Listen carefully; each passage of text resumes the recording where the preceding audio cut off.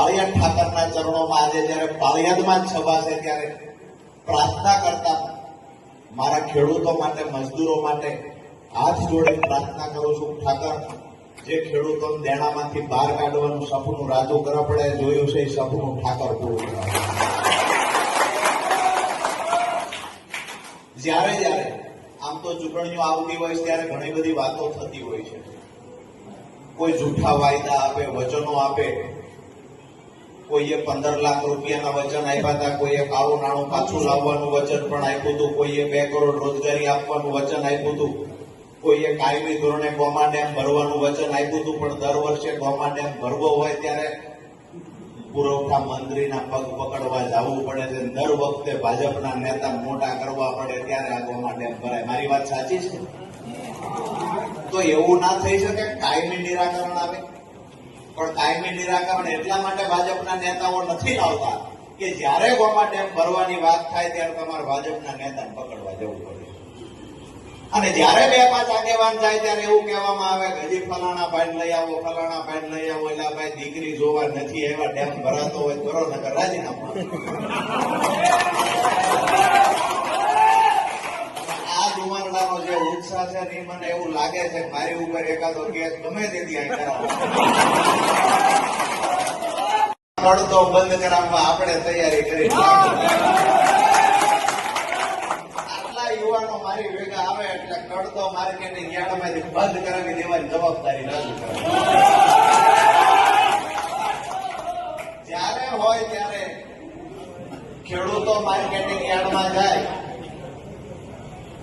હવે હું આજથી 2 વર્ષ પહેલા અહીંયા આવેલો એ વખતે યાર્ડ બંધ કરાવેલું. મને પહેલા તો ભાઈઓનો પરસોત્તમભાઈનો જ ફોન આવ્યો હતો.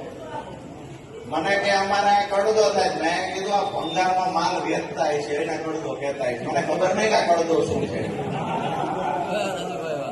એટલે મને કે અહીંયા અમારે કડદો બહુ થાય. મેં કીધું કરે કોણ? તો કે યાર્ડના સત્તાધીશો, યાર્ડમાં જે લોકો બેઠા છે. મેં કીધું કડદા વાળા જ કડદો કરે, દીકોનો કરતા છે. કડદો જ છે તો આ કડદો કોનો કરે? પછી એને મને આખી વાત સમજાવી. મને શોખ થયો વાત જાણવાનો, એટલા માટે કે ત્યાં અમારો જગતનો બાપ, મારા પરિવારનો સભ્ય ખેડૂત યાર્ડમાં લૂંટાતો હતો, એટલા માટે યાર્ડમાં આવ્યા. યાર્ડની અંદર આવ્યા, યાર્ડમાં આવ્યા ત્યારે એ વખતે મારી પાસે ટીમ નહોતી, એ વખતે મારી પાસે માણસો નહોતા, એ વખતે મારી પાસે સંગઠન નહોતું. તેમ છતાંય અડધો દિવસ 3-4 કલાક યાર્ડ બંધ કરાવ્યું.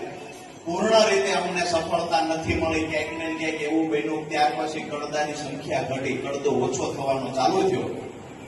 આજે પાળિયાદ ઠાકરના સાનિધ્યમાં એની સાક્ષીએ કહું છું, આજ પણ રાજુ કરપડાએ દિવસને ભૂલ્યો નથી. કડદો બંધ કરાવશું.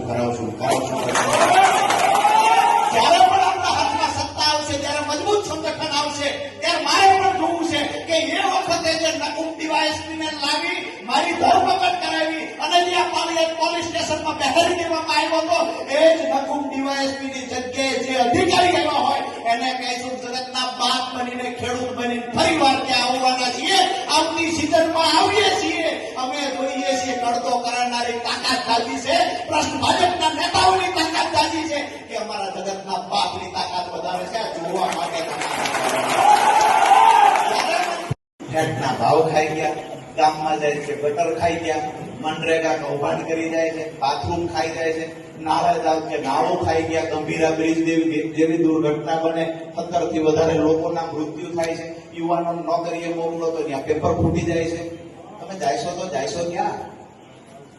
એક વખત મજબૂત સંગઠન બનાવી અને માત્ર બોટાદમાંથી નહીં, તમામ સીટો પરથી જડમૂળથી ઉખાડી નાખવાનો સમય આવી ગયો છે. અને સૌરાષ્ટ્રની એ તાકાત છે કે મને દેખાય છે કે આવનાર સમયમાં સૌરાષ્ટ્ર ઐતિહાસિક 2027માં ઐતિહાસિક સીટો આમ આદમી પાર્ટીને સૌરાષ્ટ્ર આપશે.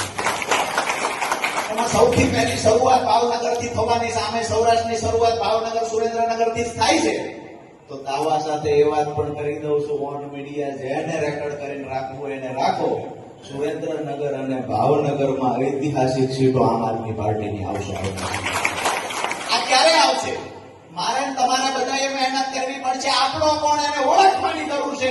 જે કહેશે ખેડૂતોના દેણા માફી માટે હું લડીશ, તો માની લેજો કે આપણો છે અને હું ડંકાની ચોટ પર કહું છું ભાજપના સાંસદ સભ્ય ખેડૂતોના